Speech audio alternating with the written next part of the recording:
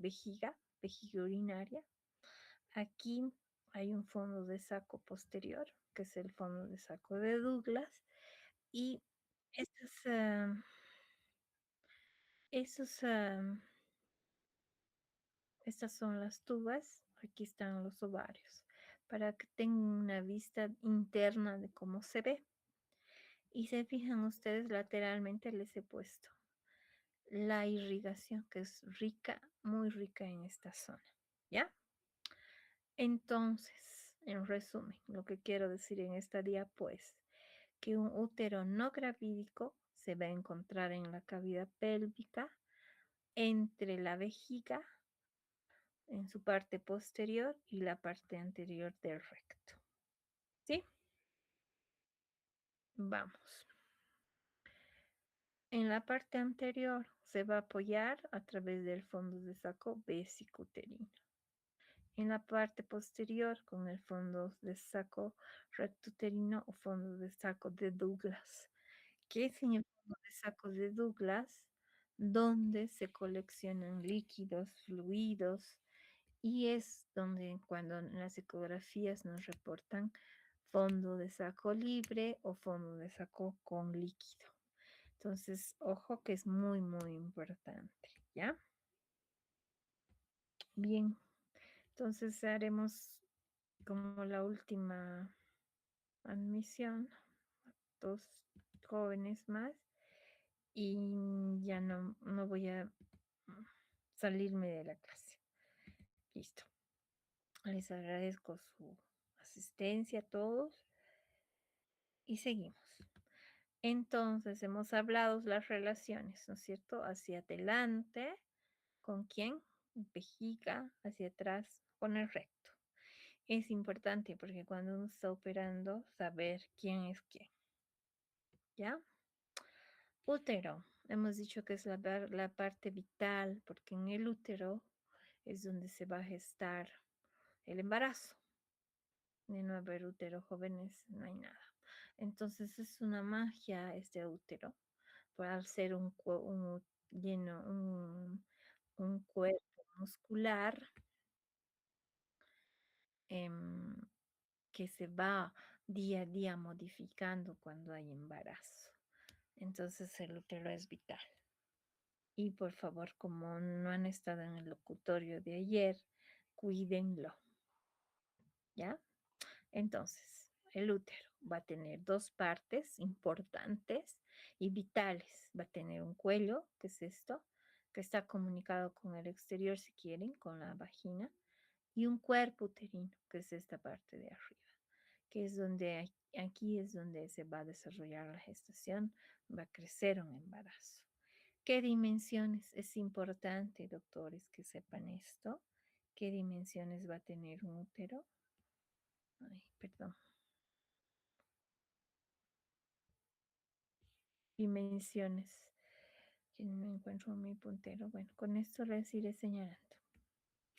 Dimensiones del útero. Es importante porque en la clínica yo les mando una ecografía y les digo, es un útero que tiene 10 centímetros de largo por 8 de ancho. Es un útero agrandado. ¿Por qué será? Entonces ahí está la correlación clínica. Tienen que saber que un útero normal mide de 7 a 8 por 5 de ancho. ¿Sí?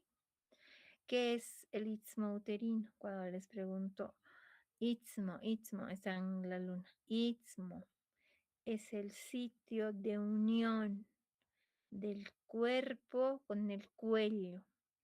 En el istmo es donde se va a hacer la incisión arciforme en las cesáreas, porque es en el istmo el que se adelgaza el, el útero hacia el final de la gestación. ¿Ya? Fondo uterino hacia encima de la inserción de las tubas, estas son las tubas. Encima de la inserción de las tubas se presenta una eminencia, que es esta, redondeada. Y es lo que se llama fondo uterino. Cuando les digo en la consulta, midan la altura uterina desde la sínfisis hacia el fondo uterino, me estoy refiriendo hacia esta eminencia que se toca redondeada en gestaciones avanzadas, ¿ya? Los cuernos uterinos son estos. A ambos lados de las tubas son a los márgenes superiores y laterales. Emergen de ahí las trompas uterinas. ¿Cuánto va a pesar un útero? Va a pesar 60 gramos. Bueno, ustedes dirán si consigo, si sigo o admito a los tardones. Digo, ¿no? Ya. Entonces, seguimos. Estamos en el útero jóvenes. Bueno, dime, admitiré nomás. Pero es que me desconcentro, pues. Mentira todo. Ya, aquí acá. No saben qué es puntualidad, ya se acabó. Ya, entonces, estamos en útero. Importante, importante. La forma del útero es, el cuerpo uterino tiene una forma triangular, miren, triángulo, de vértice inferior. Va a tener cara anterior y cara posterior. La cara posterior va a estar en contacto con el recto, ¿ya? Y va a tener caras laterales. Esto lo voy a agrandar. ¿Ya? Caras laterales. Importante, porque en las caras laterales está la irrigación. De acuerdo, todo el útero está recubierto por el peritoneo, que en este caso se llama peritoneo visceral. ¿De acuerdo? Hemos hablado ya de los fondos de saco, tanto anterior, que es vesicuterino, y posterior, que es el fondo de saco de Douglas o recto uterino. El fondo de saco de Douglas es más profundo, el anterior es menos profundo, pero está en contacto muy cercano con la vejiga, ¿ya? La cavidad uterina en sí es muy pequeña, aplanada en sentido anteroposterior y el vértice de este triángulo invertido va a corresponder al orificio cervical interno y después al externo, ¿ya? En la parte superior del triángulo están los orificios por donde nacen las trompas o tubas. Bien, aquí es donde van a prestarme un poquito de atención, porque la irrigación es importantísima en el útero, porque es una irrigación en red. Lamentablemente no, aquí está mi punterito, sí, ahí, aquí. Entonces, es una irrigación en red. De aquí para arriba se llama segmento S1. Tiene una irrigación. De aquí para abajo es el segmento S2 y tiene otra irrigación. Entonces, la irrigación se entrecruza entre sí primero la S1 con la S2 y de la parte contralateral igual. Entonces, es un órgano muy, muy irrigado. Por eso es que cuando hay hemorragias postparto o en las pacientes hemorragias en aborto, el sangrado es bastante abundante y en escasos periodos de tiempo hacen 1 litro o 2. Entonces, cuando sangra del útero hay que moverse rápido, ¿ya? La principal irrigación es de las arterias uterinas. ¿Quiénes son las arterias uterinas? Son estas. ¿Ramas de quién? De la hipogástrica o ilíaca interna, que a nivel alcanza el útero a nivel del istmo. Ya hemos dicho que el istmo era la unión del cuerpo con el cuello. Entonces, a nivel de esta da la hipogástrica a la uterina y a nivel del istmo se ramifica, ¿ya? Entonces, en el borde uterino, esta arteria uterina se va a dividir en dos ramas, encima de que es una rama directa de la hipogástrica, se divide en una rama que va a ser para la parte superior o rama ascendente y una para la parte inferior que es la rama descendente, ¿ya? Entonces tiene irrigación por sí la uterina, una irrigación bastante rica. Sin embargo, de cada rama de la arteria uterina penetran hacia el miometrio, quiere decir hacia el músculo uterino, penetran pequeñas arterias, las que estoy mostrando, que se llaman a las arterias arcuatas o arqueadas. Lo mismo en la parte anterior que en la parte posterior.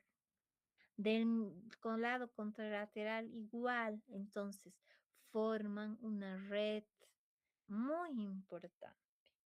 Entonces, en conclusión, el S1 está irrigado básicamente por la arteria uterina, rama de la ilíaca, directa de la ilíaca o hipogástrica. ¿Ya? Inervado, aquí no me voy a quedar mucho, pero todo está por el plexo hipogástrico inferior. ¿Sí? Bueno, cuello, nuestro talón de Aquiles, pues jóvenes, porque en el cuello uterino es donde se produce borramiento, donde se produce dilatación, donde se produce también las lesiones, etcétera. Entonces, el cuello es la parte inferior del útero.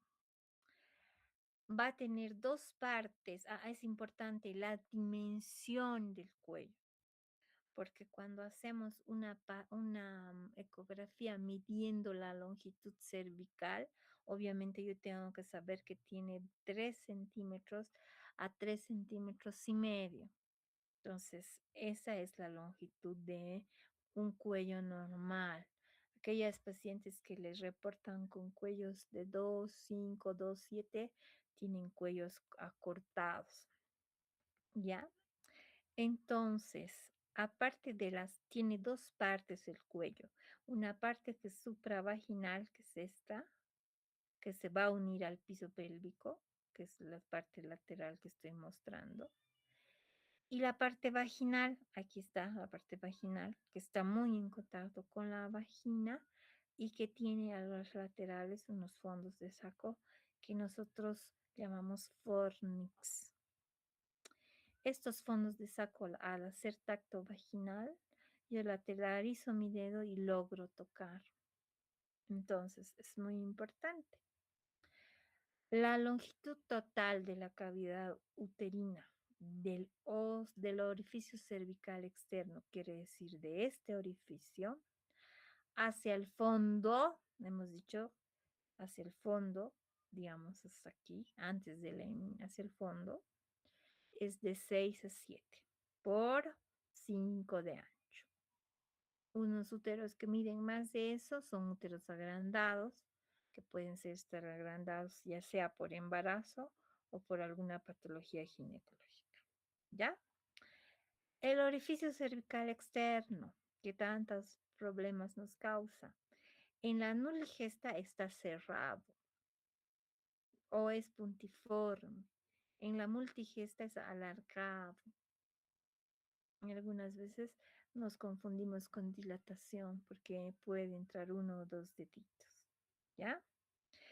¿Por qué? Porque en el parto ya no vuelve a su tamaño normal ni a su forma normal el cuello, dado que por aquí ha salido una cabecita, entonces es muy difícil, ¿ya? Nuevamente el istmo. ¿Para qué servía el istmo? El istmo uterino es la zona de adelgazamiento entre el cuerpo y el cuello. que toma relevancia en la segunda mitad del embarazo, hacia el final del embarazo, se adelgaza. ¿Y por qué? Porque es aquí, en el caso de hacer una cesárea, donde se va a hacer la histerotomía, jóvenes. ¿Ya? Seguimos. ¿Qué cambios evolutivos puede tener este útero? Los fetos y en las niñas, el cuerpo uterino es mucho más largo.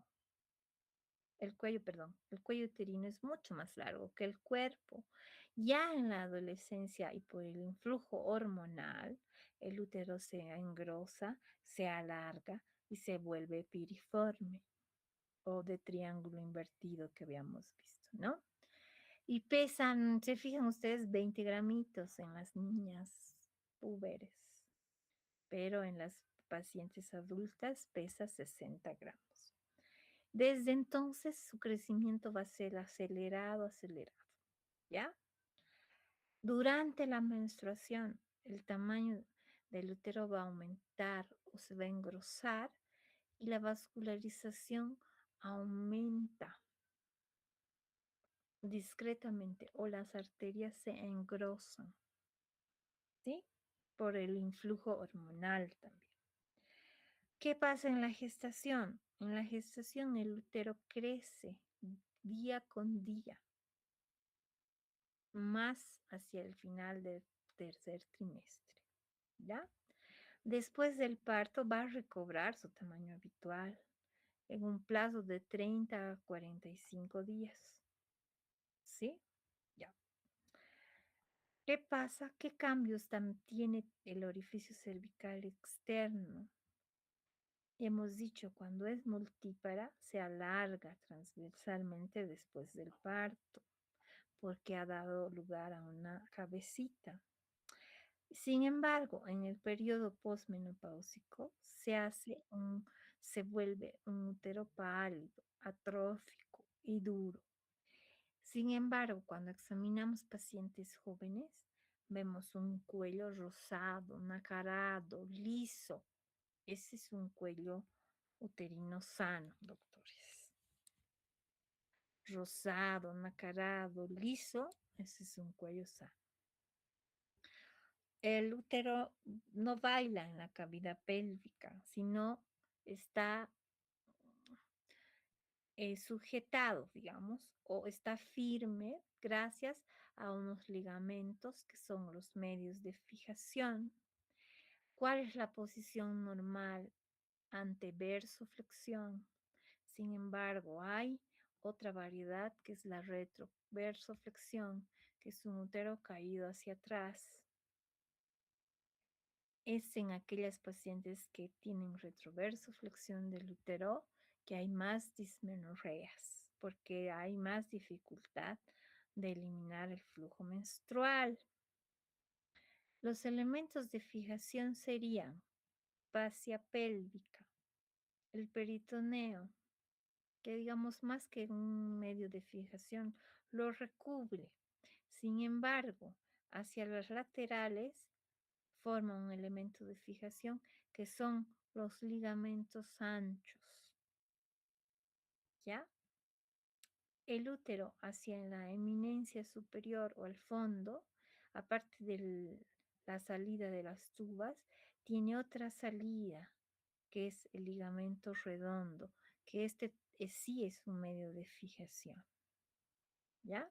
Entonces, tenemos ligamentos anchos, que es básicamente peritoneo, ligamentos redondos y también no olvidarnos de los ligamentos que están aquí abajo, que son los uterosacros, que también son elementos de fijación.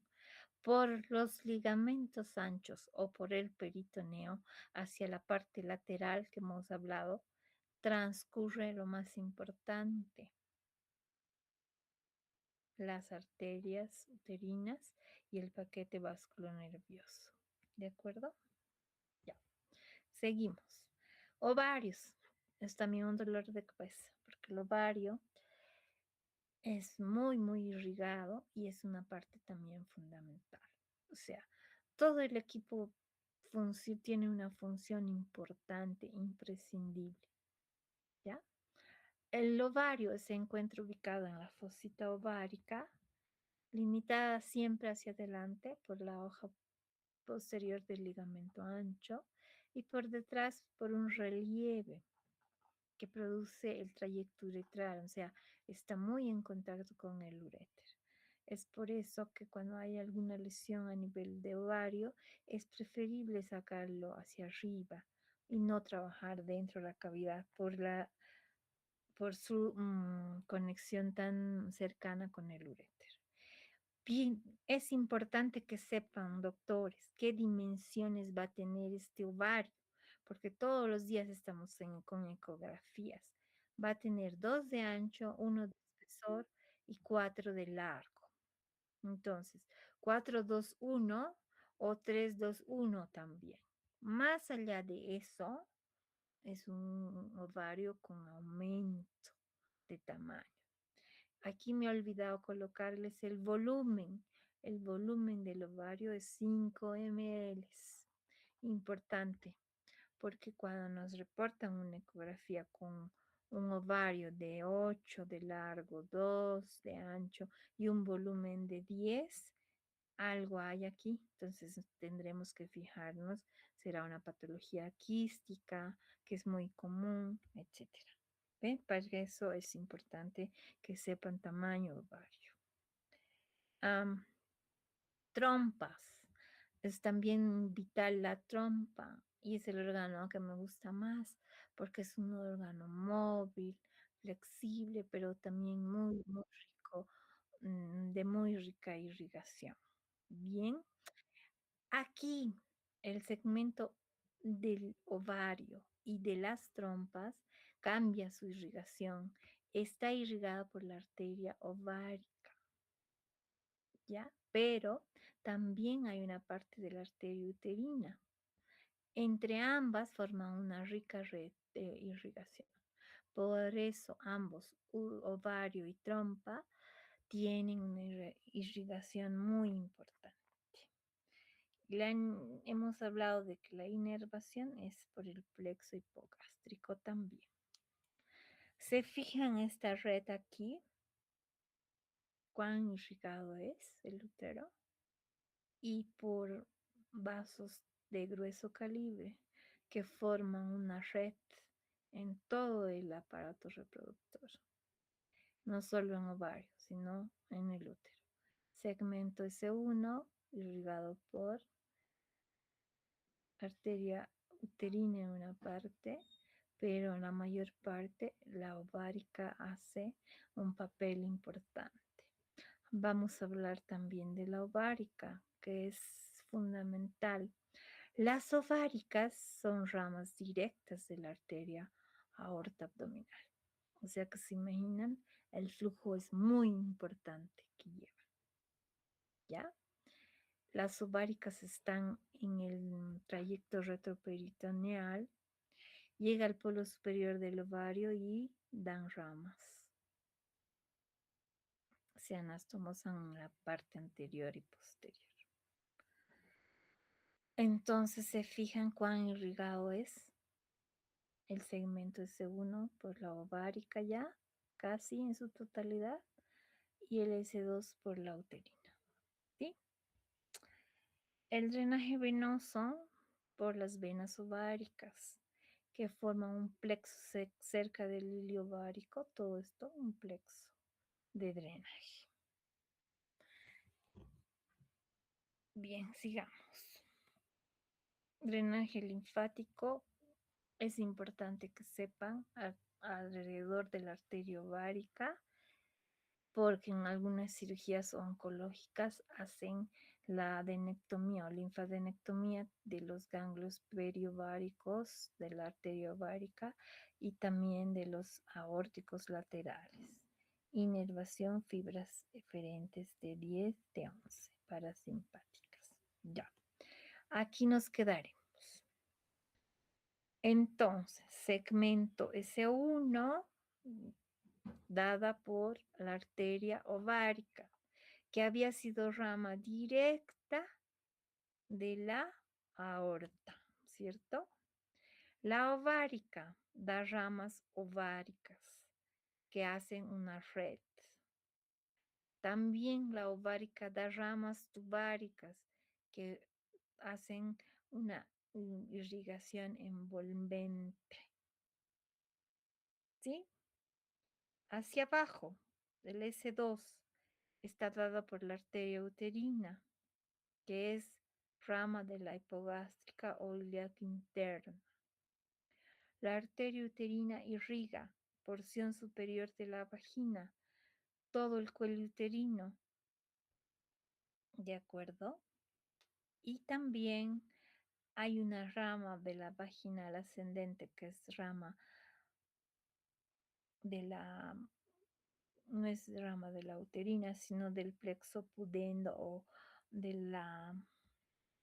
las vaginales, son arterias vaginales, que a nivel vaginal y junto con ramas de la arteria uterina hacen esta red. Por eso es que cualquier desgarro a nivel de vagina también es una sangra y sangra mucho. La porción media vaginal, esta parte, la irrigación es por la pudenda y las vaginales propias, como habíamos hablado. ¿Sí? Entonces, todo el contexto del útero, vagina y cuello tiene, ya han visto, una arteria, una irrigación exquisita y de vasos de grueso calibre, como son la uterina y la ovárica. Por eso es que cuando una paciente sangra, puede ser en pocos minutos hacer un shock hipoglémico. Bien, la ovárica entonces es otra de las reinas aquí, en la que entra el ligamento suspensorio del ovario, que es este blanco, ¿ya? Se dirige a la cara lateral del mismo y hacia la parte superior da ramas para la tuba y hacia abajo para el ovario. Entonces, son ramas muy importantes que irrigan ambas partes.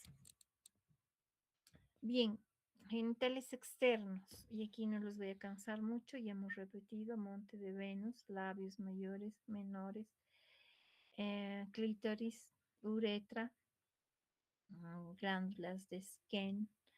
Después está glándulas de Bartolino, que es muy frecuente la patología porque la paciente va a venir con una región y como un bulto aquí en esta parte, y es que la glándula de Bartolino se ha cerrado, se ha abscedado. El 8 es el introito o o en los pacientes virginales está sellado por el himen, que es de varias formas. Y el 9, les repito, es la región perineal, donde se hace la episiotomía desde la horquilla al periné hacia la región lateral del mismo. Episiotomía lateral izquierda se llama. Bien. Todo en conjunto de los genitales externos, decimos su región vulvar, incluye todo, desde el pubis hasta los labios mayores, menores, introito, etc. ¿Ya? El monte de Venus, ¿qué es, doctores? Es un cojinete de grasa que está sobre la sínfisis del pubis. Pero es importante que el monte de Venus, cuando algunas pacientes tienen pubalgia o dolor en la sínfisis del pubis durante el embarazo, es porque en la sínfisis del pubis hay un cartílago que se va engrosando, y en el embarazo, cuando ya está cuando está a la finalización del mismo, este cojinete se reblandece porque también hay una ligera separación de la sínfisis cuando hay parto. ¿Ya? Ya hemos hablado de los labios, mayores, que son estos, que son similares al escroto masculino.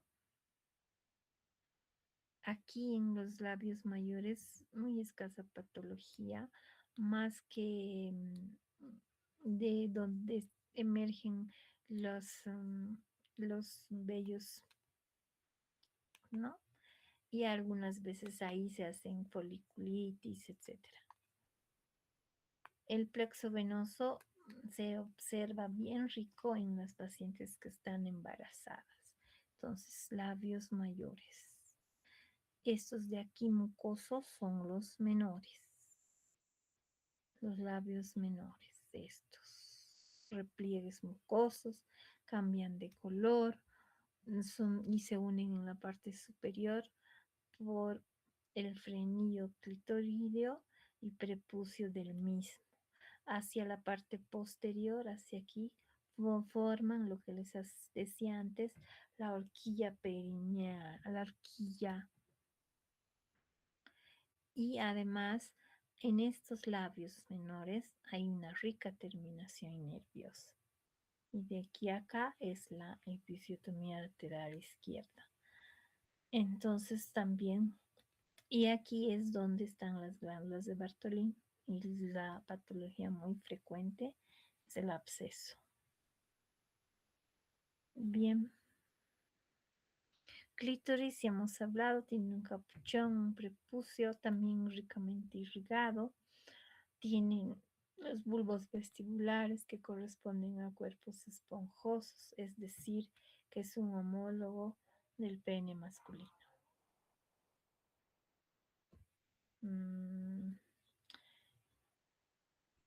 Vestíbulo, a eso se llama vestíbulo. Vestíbulo. Es una forma alargada o almendroide. Está limitada por el himen, si es que hubiera, o las cicatrices himeniales, y en la parte externa por el frenillo. Tiene 6 aberturas este vestíbulo. Uno es la abertura uretral, que está por acá, que cuando les digo pongan sonda Foley, algunas veces quieren poner aquí, ¿no? Este es el clítoris. La uretra está por el vestíbulo vaginal.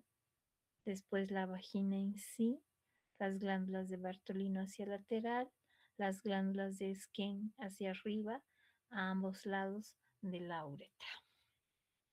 ¿Para qué me sirve saber glándulas de Skene?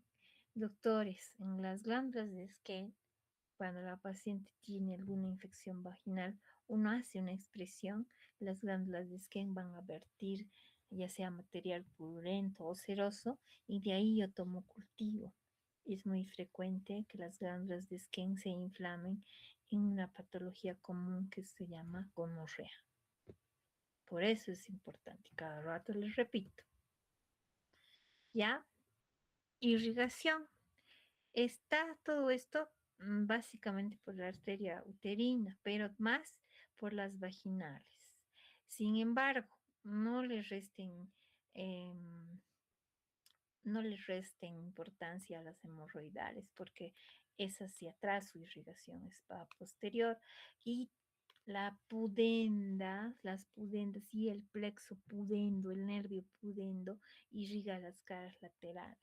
Es por eso cuando uno infiltra para hacer la episiotomía, vamos desde aquí, pongo la aguja y voy a infiltrar así, en forma radiada, así, 1, 2, 3. Entonces cojo un poco del plexo pudendo y profundo lo logro tomar al nervio pudendo en sí. Entonces es mucho menos doloroso para la paciente cuando estamos haciendo lo que se llama episiorrafia. ¿Ya? Bueno, un poquito hablarles de la vagina. La vagina está detrás de la vejiga, delante del recto. Tamaño, 6 a 8 centímetros.